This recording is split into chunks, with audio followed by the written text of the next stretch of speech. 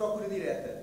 Isto é mais um meio, efetivamente. Para vocês, se calhar, não é tão visível, mas no mercado tão competitivo é hoje em dia, quando empresas como a GAI procuram um recurso com determinado tipo de perfil para um cliente, muitas vezes nós acabamos por ser muito mais proativos e ir à procura dessa pessoa ao mercado de trabalho e não essa pessoa que vem ter connosco. Portanto, e aí temos que, efetivamente, através de múltiplas formas, tentar chegar a essa pessoa com esse perfil. E para isso, hoje em dia, já existem as redes sociais, não é? E redes profissionais, os casos do LinkedIn, o próprio Facebook, que eu penso que já está a ser utilizado também como uma forma de recrutamento e de divulgação das próprias atividades das empresas. Está a ser claramente, a meu ver, pervertido em termos daquilo que era a sua essência normal, mas eu penso que no mercado, hoje em dia, temos que tirar partido de tudo aquilo que está à nossa disposição. E, portanto, é assim que nós chegamos muitas vezes às pessoas sem que as pessoas estejam à espera. E quando estiverem no mercado de trabalho, não se admirem um dia se receberem um telefonema e do outro lado está uma pessoa a perguntar-vos se estão disponíveis para um novo desafio profissional. Tipo, não tenham o vosso patrão ao lado, porque depois não poderão falar. Fóruns de emprego, logicamente, e acho que aqui tem sido importante este papel do Fórum Estudante. Acho que é a primeira grande iniciativa que está a acontecer a nível nacional que visa, acima de tudo, aproximar-nos do mercado de trabalho. Depois, o anúncio. Não quero perder muito tempo com isto, eu acho que todos vós já viram o anúncio, portanto, há anúncios de diversas espécies que têm a descrição da empresa, a identificação da função, as características que os candidatos devem possuir, muito à base dos hard skills. Eu sou claramente apologista de que os soft skills não devem vir nos anúncios, principalmente porque isso é procurado a posterior por nós. E são competências que nós, com determinado tipo de técnicas de avaliação, vamos efetivamente à procura no vosso comportamento. Mas, de qualquer forma, dinamismo pode vir num anúncio, mas não é relevante. A mim interessa-me, quando coloco um anúncio, que efetivamente tenha um perfil bem definido ao nível de hard skills, porque depois os soft skills estou lá eu para avaliar. E as condições oferecidas, logicamente. Isto é a tipologia de anúncios, isto é a página da Human Capital que está. Nós temos a contracapa do jornal do Caderno de Emprego do Jornal Expresso semanalmente, portanto, quando quiserem, consultem também a contracapa do Caderno de Emprego do Expresso. Logicamente, no nosso site também tem todas as oportunidades, mas isto é basicamente aquilo que poderão ver ao nível do Caderno de Emprego. Aspectos a ter em conta na fase de recrutamento. Antever as possibilidades de saídas profissionais. Ou seja, falou-se também já aqui hoje, e por isso eu digo que estamos realmente muito alinhados, porque grande parte das coisas que eu estou aqui a tocar, vocês já ouviram. E, portanto, é efetivamente uma lavagem cerebral que vocês vão levar hoje e que eu acho que vai permitir-vos pensar sobre o assunto e trabalhar, colocar em prática tudo aquilo que possa estar ao vosso alcance para desenvolverem determinado tipo de competências e dessa forma poderem ingressar no mercado de trabalho com algum fator diferenciador de todos os outros. Mas devem saber muito bem o que querem, ou seja, eu acho que não devemos estar continuamente a responder a tudo e a mais alguma coisa que nos vai aparecendo. Sejam seletivos, tenham claramente em conta que se estão a responder a uma coisa para a qual não têm minimamente os requisitos, tem que ter ali tem que ter um argumento muito plausível para se candidatarem. E isso tem de ser muito explícito e tem de ser muito bem passado numa carta de apresentação. Caso contrário, fica um balanço ou existe um desequilíbrio na candidatura e naquilo que nós também acabamos por procurar. Atenção aos meios de recrutamento, logicamente, portanto, logicamente já falámos. Reunir informação sobre o mercado de trabalho, empresa e funções a que se candidatam. Eu acho que isto, acredito que todos vós já o fazem ou irão fazê-lo seguramente, que é, se estão a candidatar à EDP, saibam que é que a EDP faz, conheçam o negócio da EDP, saibam onde é que a EDP está presente em termos internacionais, percebam minimamente qual é a empresa. Não se deixem apanhar na curva, porque é normal que se fale disso numa entrevista que possam vir a ter. Portanto, isso é um aspecto que muitas vezes nós acabamos por não dar tanta importância, mas que eu acho que é um aspecto claramente a ter em conta na fase de recrutamento. Concentrar esforços tem um bocadinho a ver com antever as possibilidades de saídas profissionais também. Portanto, saberem muito bem e canalizar os vossos esforços para aquilo que querem fazer. E persistência e resistência à frustração.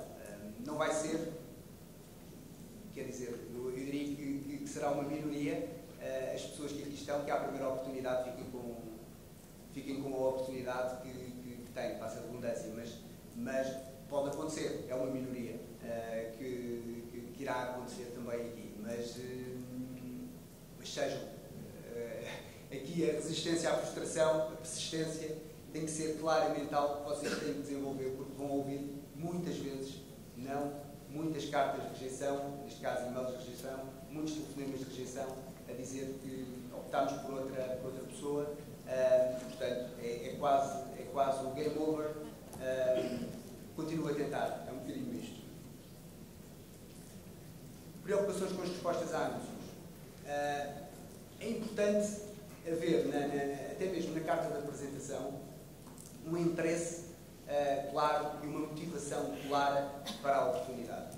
Isto é algo que vai ser muito bem explorado nas entrevistas que vocês possam vir a ter. É a motivação para aquela oportunidade. E isso pode ser, efetivamente, também diferenciador. O porquê de vocês acharem que são a pessoa certa para aquela oportunidade. Portanto, pensem claramente qual é que é a vossa real motivação para isso e tenham isso bem presente na vossa mente em todas as entrevistas e em todas as oportunidades a que se candidatem. Responder atempadamente, portanto, normalmente existe sempre um prazo associado às próprias oportunidades. Endereçar corretamente a candidatura, função, referência, localidade, número de contacto, etc. E garantir que o CV contém informação relevante para a função a que se candidata. Portanto, muitas vezes, e se calhar agora, na preparação do vosso CV, pode ser padronizado e elaborado de acordo com aquilo que é a vossa experiência, porque poderão não ter muita, mas depois, com o decorrer do tempo, seguramente vocês vão fazer modificações ao vosso CV. E se quiserem fazer uma reflexão na vossa carreira profissional, estando numa área financeira e querem ir para uma área mais comercial, tentem redirecionar o vosso CV de forma a que ele se torne atrativo para isso. E, portanto, pensar um bocadinho como é que vão construir o CV. Não é mentir, ok? Não é isso que eu estou a dizer. Estou a dizer, claramente, repensar a estrutura do próprio CV e aquilo que vocês acham que vão ser as tais buzzwords no CV que nos vão chamar a atenção, a nós e aos empregadores. Definição do perfil. O que é que queremos dizer com isto? Basicamente, mais uma vez, já foi falado aqui. O que é que são os hard skills? Tem a ver com a formação, tem a ver com a experiência, com a idade, com os conhecimentos de línguas, com os conhecimentos de informática, etc. Portanto, isto tudo faz parte do chamado perfil duro de tudo aquilo que se associa a uma oportunidade de emprego. Por outro lado, e em contraponto, depois temos as características que são as competências, características e competências, não é? Que eu acho, visto todos os meus colegas que passaram por aqui hoje, também o consideram que são talvez o fator mais diferenciador no mercado de trabalho hoje. Não só nas pessoas que procuram o primeiro emprego, entenda-se, mas principalmente também naquelas que já o concordam, porque efetivamente já tive experiências de profissionais que, com provas dadas a nível do seu percurso, e garanto-vos que quando os coloquei à frente para tentar perceber que tipo de competências é que eles estavam a saturar no comportamento, tive pessoas, por exemplo, estou-me a recordar de um caso de uma pessoa de uma consultora de renome no mercado nacional, que já tinha uma posição de senior management dentro dessa consultora e que teve muita, mas muita dificuldade em operacionalizar tudo aquilo que eram soft skills. Não estou a dever duvidar do profissionalismo da pessoa, mas efetivamente haviam ali temáticas que ficaram um pouco aquém daquilo que seriam as expectativas que pelo menos eu tinha criado para a própria entrevista. Ele chegou ao final da entrevista e disse-me que nunca tinha tido uma entrevista de emprego nestes trâmites. Portanto, tudo com base em competências. Tenham isto muito em atenção, porque é talvez o fator mais diferenciador hoje em dia e aquilo que as empresas mais valorizam.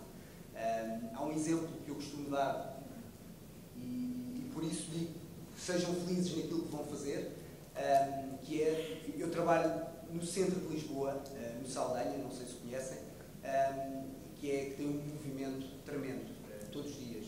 Se vocês colocarem à volta no metro do Saldanha, um bocadinho mais cedo que o normal, basta às 7h30 da manhã e começarem a ver as pessoas a chegar para o trabalho, vocês vão ver que grande parte das pessoas tem um semblante, podem vir num dia menos positivo, é verdade, mas grande parte das pessoas, e se repetirem esta experiência, grande parte das pessoas tem um semblante claramente carregado.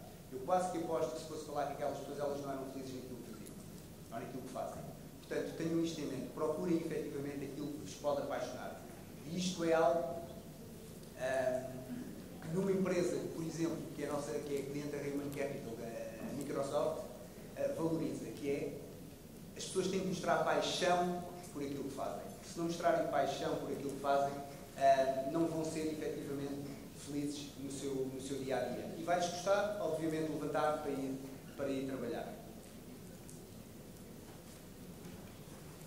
No que concerne ao processo de recrutamento e seleção, como é que isto está estruturado e, digamos, como é que nós, empresa, que faz inúmeros processos de recrutamento e seleção por ano, por mês, como é que nós estruturamos o processo? Bom, há uma abertura de fontes, logicamente, divulgamos a oferta pelas diversas fontes de recrutamento e, a partir daí, constituímos uma amostra. Essa amostra é constituída para quê? Para nós conseguirmos, no fundo, fazer uma primeira triagem, uma primeira análise ao CV e considerarmos, como é lógico, se considerarem que aquilo vai ser um funil, a amostra, não é? Portanto, a amostra há de ser consideravelmente grande e depois vai começar a afunilar até chegarmos, efetivamente, a 3, 4 pessoas que nós entendemos que fazem a função em causa. Mas, de qualquer forma, há uma leitura do CV, uma análise, que nós chamamos de triagem curricular. Vamos separar aquelas pessoas que nos interessam para o primeiro momento de entrevista telefónica ou uma abordagem telefónica, em que aquilo que vamos fazer é perceber um bocadinho, de forma superficial, a motivação da pessoa para aquela função em causa, perceber outros tipos de fatores, nomeadamente às vezes também o nível financeiro, para perceber se estamos desadequados com aquilo que efetivamente o nosso cliente procura, entre outros aspectos. Portanto, garantir ali o mínimo aceitável para podermos chamar depois com uma fase seguinte. Essa fase seguinte, se na pré-seleção, e isto é importante, se na pré-seleção estamos a falar de recrutamento, ali é que é o recrutamento puro e duro, é na pré-seleção, é na triagem de tudo aquilo, nas entrevistas telefónicas. A partir do momento em que vocês têm a primeira entrevista presencial, começa a fase de seleção. Okay? A fase de seleção é aí que vocês estabelecem o primeiro contacto visual, seja com um recrutador como eu, ou com um cliente final, a pessoa dos recursos humanos, ou quem estiver a fazer a entrevista. Portanto, e a partir daí, começa o vosso processo que vos pode conduzir à integração numa organização ou numa empresa. Podem passar por diversas fases deste processo de seleção, desde testes de aptidão ao potencial, testes de conhecimentos específicos, dinâmicas de grupo, a tal entrevista biográfica que vos falava, ou biográfica ou curricular, aqui chama curricular, depois uma entrevista de avaliação, que é a chamada entrevista então de competências, entre outras fases que poderá ter. Mas digamos que estas são aquelas fases que vocês poderão passar. Vou-vos dar, nós na Human Capital utilizamos muito, e somos uma empresa de foro muito comportamental, ou seja, todas as provas, todos os testes psicométricos que possamos fazer a alguém são meramente uma ferramenta que nos vai ajudar a tomar uma decisão relativamente a alguma coisa. Não nos diz tudo acerca da pessoa, até porque não são totalmente, a fiabilidade dessas ferramentas não é totalmente robusta e, portanto, nós preferimos, sinceramente, basear-nos, lá está, na entrevista de